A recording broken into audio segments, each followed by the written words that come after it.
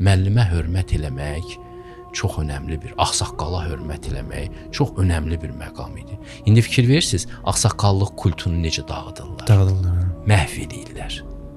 Gənclərin çoxsunu danışdır. Bu yaşlı nəsil ölüb qurtarmasa biz gün görməyəcəyik. Tezislərinin məcmuu budur. Utanmırlar da. Və sizə bir şey deyim, onlar yaşlılığında heç bir hörmət görməyəcəklər heç kəsdən. Onlar ki, bu fikirlərə gəlib çıxıblar, heç vaxt hörmət görməyəcəklər və çox peşman olacaqlar bugünkü düşüncələrinə görə. Ağsaqqaldan bir şeylər öyrənmək olar. Mən məsələn gəncliyimdə 2-3 nəfərə rast gəldim ki, onlar belə mənə qulaq asdılar, 20 yaşlarım var idi. Birdən belə qəfil dedilər ki, səndən filosof olacaq. Mən də mühəndislikdə oxuyan adam, bu filosof nə olan şeydir? Niyə bunlar belə dedilər?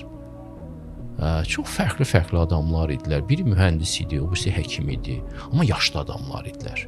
Bir də qeyri-millətlər idilər. Ya da deyim, biri erməni idi, biri rus idi.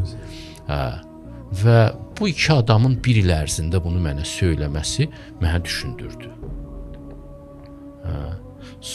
Bir dəstək oldu. Yəni çox variantlar vardı qarşımda ki, mən nə olmaq istəyirəm. Bu ikisinin üst-üstə gəlməsi məni düşündürdü. Filosof nədir? Getdim kitablardan baxdım ki, filosof nə deyən şeydir ki, bunlar nə işlə məşğul olurlar ki, niyə məni buna oxşatdılar? 21-22 yaşlarım var idi, 20 yaşım var idi hətta birinci ilə rastlaşanda. Sonra da daha bir-iki nəfər və bu möhkəmləndi. Mənim ömrümdə başqasının rolu çox olubdu.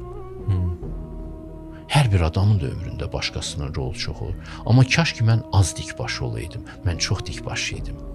Biz Sovet tərbiyəsi görən uşaqlar üsyankar və dikbaşlıq öyrədirdilər bizə. Üsyankarlıq və dikbaşlıq Marksizmin verdiyi ən təhlükəli bir şeydir. Amma yenə buna rəğmən bəzi şeylər götürə bildim müəllimlərimdən, ağsaqqallardan. İndi yaşlanmışam, ən yaxşı öyrənmək halına indi gəlmişəm.